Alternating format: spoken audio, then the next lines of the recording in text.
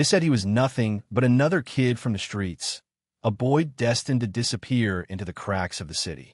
Yet here he was, 10 years old, teaching the daughter of one of Chicago's most powerful billionaires how to do math. Some called it inspiring, others called it reckless. But when fire and scandal came crashing down, both of their lives would be tested in ways no one saw coming.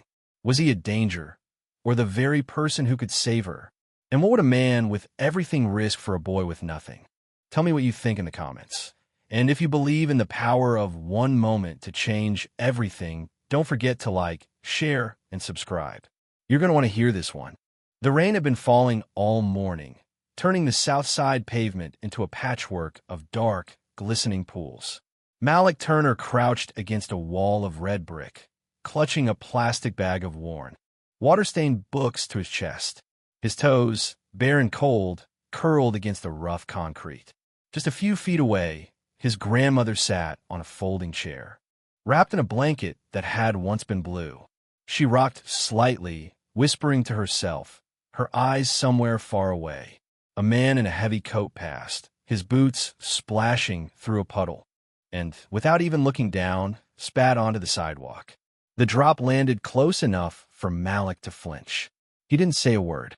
Instead, he adjusted the blanket around his grandmother's shoulders, pulling it tighter, shielding her from the chill. Across the street, the high white wall of Riverside Academy stood like a fortress, through a narrow gap in the gate. Malik caught sight of a classroom, rows of polished desks and bright lights spilling warmth into the gray day. He could just make out a girl with pale hair at the back, head lowered, a pencil unmoving in her hand. His gaze lingered until the clang of the school bell rang out, echoing through the rain. And she turned her head, just enough for their eyes to meet for the very first time. The clouds had begun to lift by the time Malik made his way back toward the high wall. The rain left the pavement slick, and each step sent a faint reflection of the school's bright facade rippling beneath his feet. He slowed near the side gate, where the iron bars were painted a white, so clean it almost hurt his eyes. Through the narrow gap, he could see into the courtyard, where children in neatly pressed uniforms crossed between buildings, their laughter rising above the distant hum of traffic. Malik shifted the weight of his plastic bag from one shoulder to the other, careful not to crush the books inside. His stomach had been growling for hours, but he ignored it. Beyond the courtyard, through the glass of a tall classroom window, he spotted the girl again. Same pale hair. Same way she hunched over her desk like she was trying to disappear into it. The teacher stood at the front, tapping an equation onto the whiteboard, her voice rising and falling with each number. Malik's lips moved as he read them silently. He didn't blink. His eyes traced every mark the teacher made, his fingers tightening around the metal of the gate. Inside, the girl lifted her head just slightly, as though she could feel him watching. For a moment, her eyes swept the room, then landed right on him. Malik froze. She didn't smile. She didn't look away either, just watched, as though measuring something she couldn't quite name. Then the room shifted. A boy in a blazer nudged her shoulder, whispering something that made her pull her gaze back to her desk. Malik's hands slipped from a gate. He turned to leave, footsteps soft against the wet sidewalk, but stopped when he heard it. A voice, small but clear, calling from the other side. Hey! He turned back slowly. She was standing now, just beyond the glass, one hand pressed to the window, lips moving again, shaping the same word. Hey!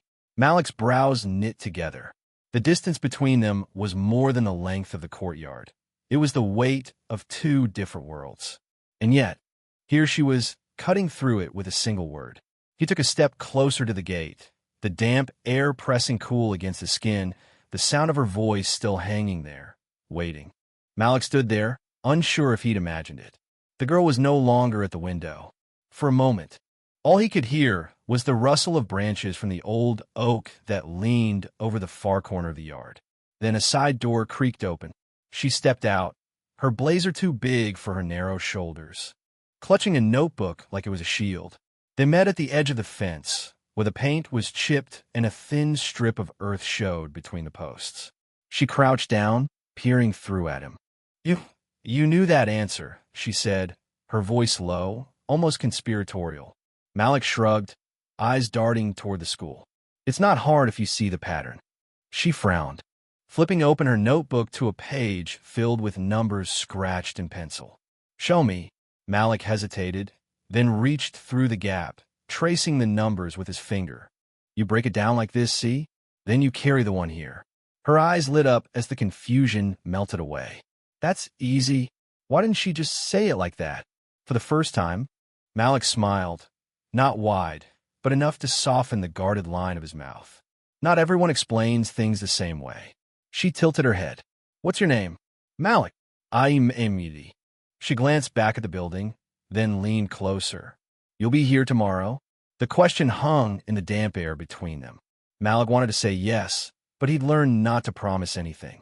Still, something in her tone, like she'd already decided, made him nod.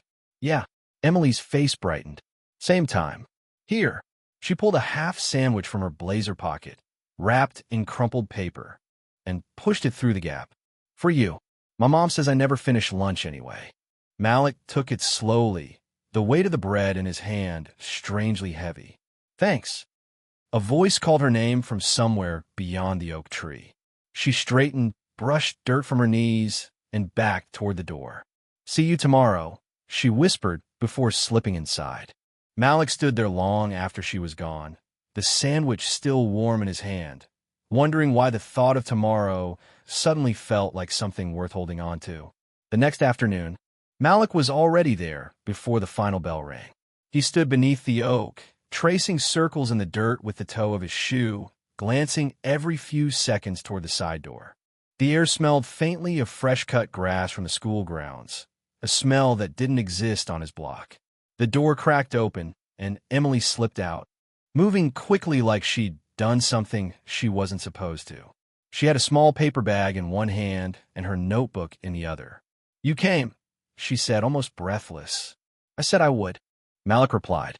They sat cross-legged on opposite sides of the fence, the oak branches swaying above them. Emily unwrapped a pack of crackers from the paper bag, pushing half through the gap. Malik hesitated, but took them. Eat, she insisted, as if she were the older one here. She flipped open her notebook to a fresh page.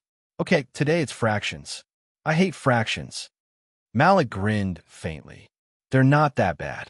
He pulled a stub of chalk from his pocket, a piece he'd found weeks ago outside a construction site. Leaning toward the concrete base of the fence, he began sketching out circles, lines, and shaded portions.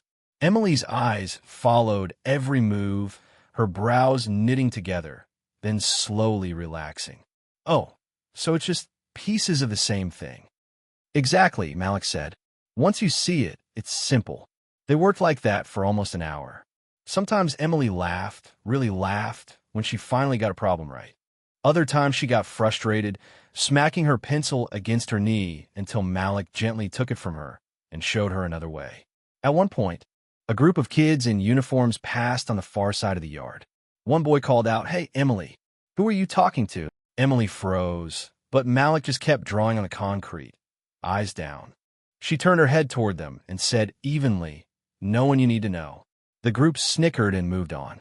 When the yard was empty again, Emily leaned closer, her voice low. "Keep walking," Emily said firmly, staring the group down. Malik just shrugged and kept drawing on the concrete, as if he hadn't heard a word. Deep inside, though, he knew keeping this connection was never going to be easy. As the shadows grew longer, Emily packed her things. "Tomorrow, we could try science? We have a quiz." Malik nodded. "Bring the book." She grinned, then stood, brushing off her skirt. Same time. She slipped back inside, and the door clicked shut. Malik stayed under the oak for a while. The chalk dust still on his fingers, the faint sound of her laugh still in his ears. For the first time in weeks, he wasn't counting the hours until the day ended. He was already counting down to when it would begin again. 2 weeks passed, and their meetings under the oak became a rhythm neither of them questioned. Rain or shine, Malik was there before the bell, chalk and stubby pencils in his pocket, waiting for the sound of the side door. Emily always arrived with a notebook and something wrapped in a napkin, half a muffin, a cookie, once even a slice of apple pie she'd swiped from her lunchbox. That afternoon, the wind carried the sharp scent of autumn leaves. Malik was sketching out a science diagram when Emily arrived, cheeks pink from the chill. She knelt by the fence. But before she could pull out her notebook, the sound of tires crunching gravel cut through the quiet. A sleek black SUV rolled into the courtyard. Its tinted windows reflected the pale sun until the driver's door opened, and a tall man stepped out in a navy overcoat. His presence seemed to change the air itself. He moved with the kind of certainty Malik had only seen in people who'd never had to wonder where their next meal was coming from. Emily's eyes widened. "It's my dad," she whispered, glancing between Malik and the approaching figure. Malik didn't move. The man's steps were steady, each one closing the distance until he was standing just a few feet from the fence. His gaze shifted from his daughter to the boy crouched on the other side. "Emily," his voice was deep measured. "Inside. Now." She hesitated. "Dad, he's... now." The word left no room for argument. Emily shot Malik an apologetic look, then stood slowly, clutching her notebook. As she walked toward the SUV, the man kept his eyes on Malik. There was no malice there, but no warmth either, just the careful scrutiny of someone assessing a stranger. "What's your name?" he asked. "Malik." "What are you doing here, Malik?" "Helping her with homework." The man's jaw tightened almost imperceptibly. "And what do you get out of it?" Malik met his gaze. "Nothing." "She asked, I helped." For a moment, the man didn't respond. Then he turned, guiding Emily toward the car. Malik stayed where he was, hands resting on the cold metal of the fence, watching as the SUV backed out of the courtyard and disappeared around the corner. The yard felt suddenly larger, emptier. The wind rattled the last few leaves on the oak, and Malik's chalk marks on the concrete blurred under a drifting line of dust. He stayed there until the shadows stretched long, wondering if Emily would still come tomorrow, or if that door had just closed for good. 3 days passed without a glimpse of her. Malik still came to the oak every afternoon, pacing the patch of dirt by the fence, the piece of chalk growing smaller in his pocket. The side door stayed shut. No pale hair, no quick footsteps, no half-smile breaking through the school's polished walls. On the 4th day, he told himself he'd just walk past. Keep going, don't wait. But as he reached the corner, he saw it. The door swinging open, Emily slipping out, looking over her shoulder like she was dodging shadows. "You weren't here," Malik said, trying to keep his voice even. "They wouldn't let me," she whispered. After he saw us, Dad told me to stay away." She dropped to her knees by the fence, pulling her coat tighter against the wind. "I am sorry, but I had to see you. I've got something for you to read."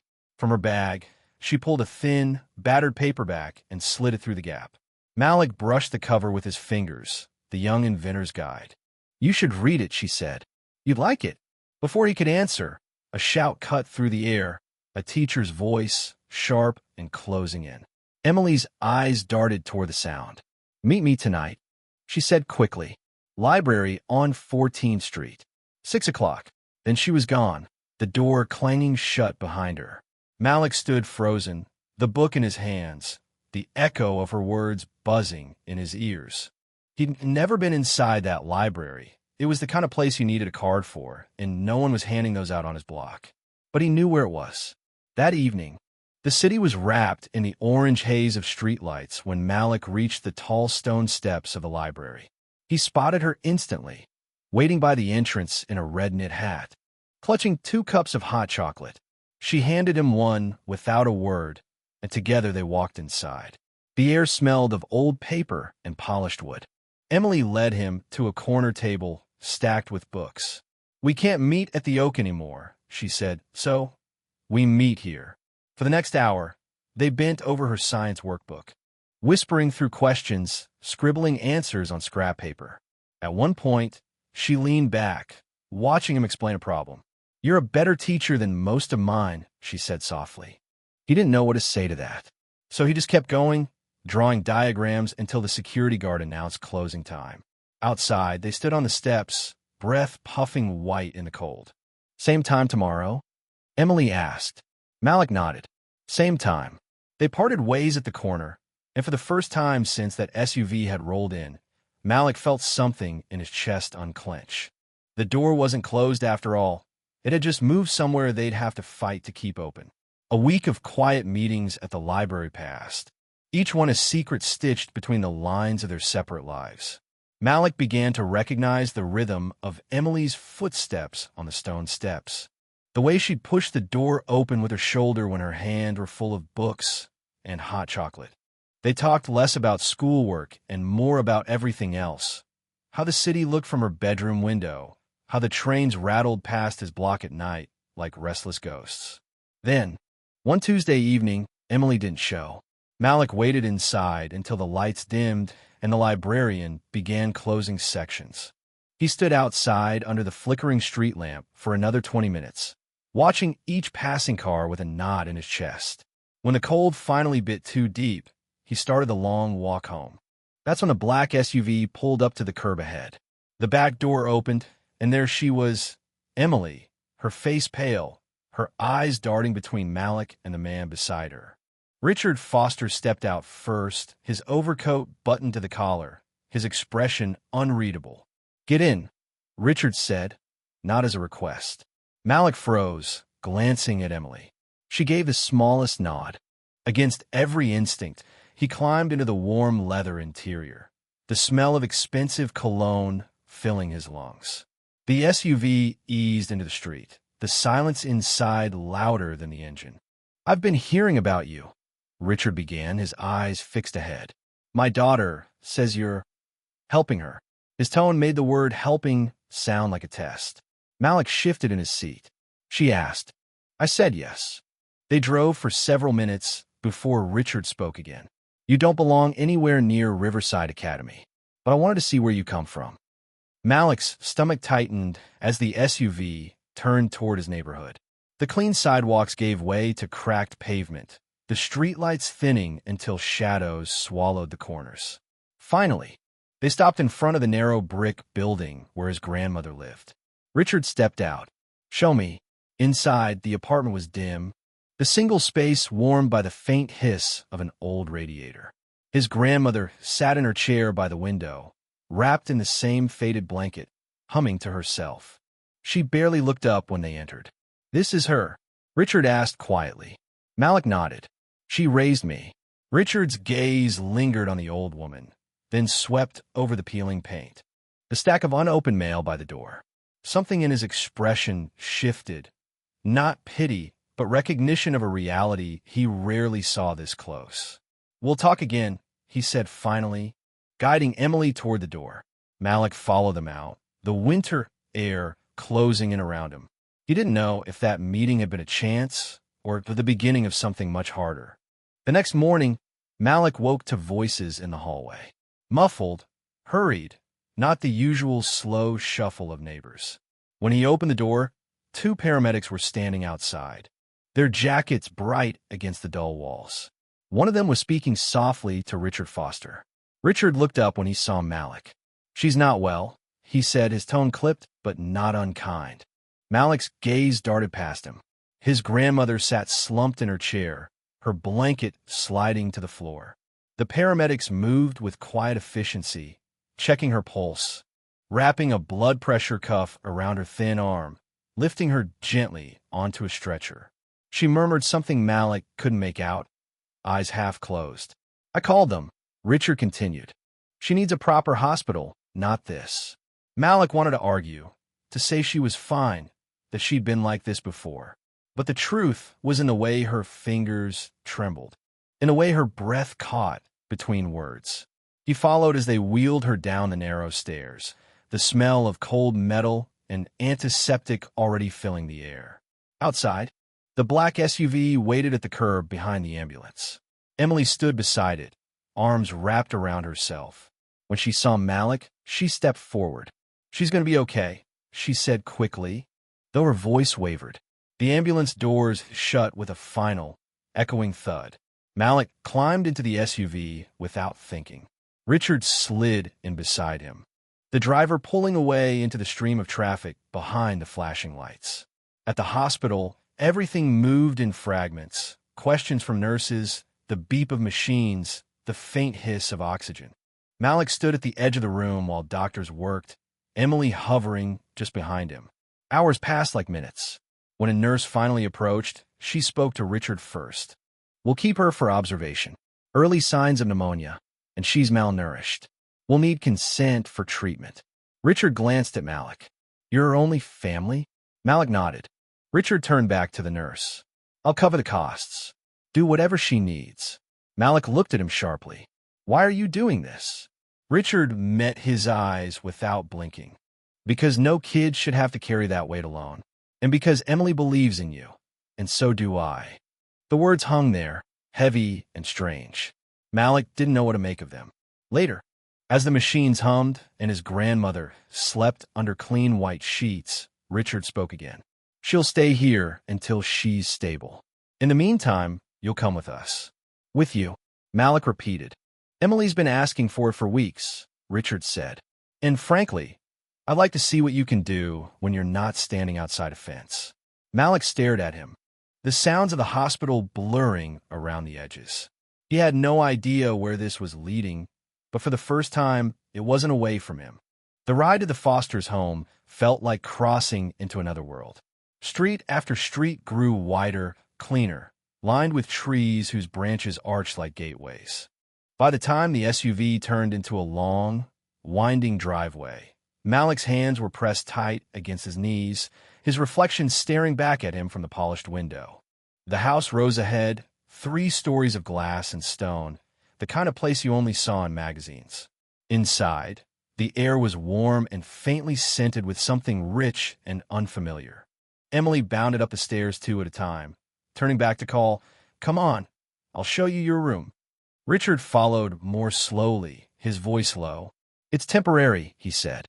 "While your grandmother's in the hospital. You'll have food, clothes, a bed." Malik nodded, unsure where to look. Every surface seemed to shine. In the guest room, fresh sheets were tucked tight, a stack of folded clothes waiting on the dresser. He touched the fabric like it might vanish. The next morning, Emily insisted on walking him through the school gates herself. Heads turned as they passed, the boy from nowhere suddenly on the inside. In class, Malik sat at the back, listening more than speaking, the weight of curious eyes pressing against him. It didn't take long for the whispers to start. By lunch, a pair of older boys were leaning across the table toward Emily. "So, that's your new project?" "Picking up strays now," one of them smirked. Emily's cheeks flushed. "He's my friend." The other boy laughed. "Sure, until your dad figures out what this looks like to the board." That afternoon, Richard was waiting when they got home. His jaw was tight, a folded newspaper in his hand. Across the front page, Billionaire's daughter befriends homeless boy. Questions raised about safety and school policy. "Where do they get this?" Malik asked quietly. "Someone on the school board," Richard said, his voice clipped. "They're pushing for a meeting. They think this makes me careless." Emily stepped forward. "Dad, you can't let them. I won't let them tell me who my daughter can care about." Richard interrupted, though there was a shadow in his eyes. He turned to Malik. "This is going to get harder. People will talk. Some will want you gone. I need to know if you can handle that." Malik met his gaze, the same steadiness he'd shown at the fence. "Iva handled vers." Richard studied him for a long moment, then nodded once. "Good, because tomorrow we walk into that meeting together." Emily's smile was small but fierce. Malik felt something shift, like the space between their worlds had just narrowed, even as the noise outside grew louder. Whatever came next, he knew they were walking toward it side by side. The boardroom smelled faintly of coffee and polished wood, the kind of place built for decisions that rippled far beyond its walls. Malik had never seen so many suits in one room. They sat around a long table, their faces set in polite masks, eyes sharp as glass. Richard stood at the head, Emily at his side. Malik took the seat beside her, feeling the weight of every glance. One woman cleared her throat. "Mr. Foster, while we admire your generosity, bringing an unsupervised minor from such a background into this environment poses risks." "Risks to whom?" Richard's voice was steady but carried steel. "Because from where I'm standing, the only risk is to a boy's chance at an education." Another man leaned forward. Our school's reputation will survive, Richard cut in, if it's built on more than just polished floors and last names. Malik felt Emily's hand brushes under the table, a silent anchor. The questions kept coming, some soft, some pointed. Was Malik vetted? Could he keep up academically? Would other parents object? Malik stayed silent until one of them asked, "And what do you have to say for yourself, young man?" He straightened, meeting each pair of eyes in turn. "I didn't ask to come here. She asked me for help. I said yes. I don't have much, but I know how to show up. If that's not enough for you, then maybe this isn't the school you think it is." The room went still. For a heartbeat, no one spoke. Then Richard nodded once, as if sealing something. Meeting's over. Outside, the winter sun caught on the glass doors, throwing shards of light across the sidewalk. Emily grinned. "You were amazing." Malik shrugged, though a warmth spread in his chest. "I just told the truth." 2 weeks later, his grandmother was discharged, healthier than he'd seen her in years. Richard arranged for in-home care, making sure she had heat, food, and someone to talk to when Malik was at school. And every Friday afternoon, Malik still returned to the South Side, not to live, but to teach. Under the shadow of a cracked mural, kids gathered around as he drew math problems on a piece of plywood propped against a wall. Emily came too, handing out pencils and snacks, her laughter cutting through the city noise. One evening, as they packed up, Richard watched from the sidewalk. "You know," Richard said quietly, watching the kids with a half-smile. This is the real work. Not the boardrooms, not the headlines. Just showing up for people who don't expect you to." Malik's eyes followed the laughter down the block before meeting Richard's. "Yeah, and making sure they know they matter." He didn't need to say more. Some doors don't just open. They change the view on the other side. And sometimes, the world you end up building is bigger than the one you ever dreamed of.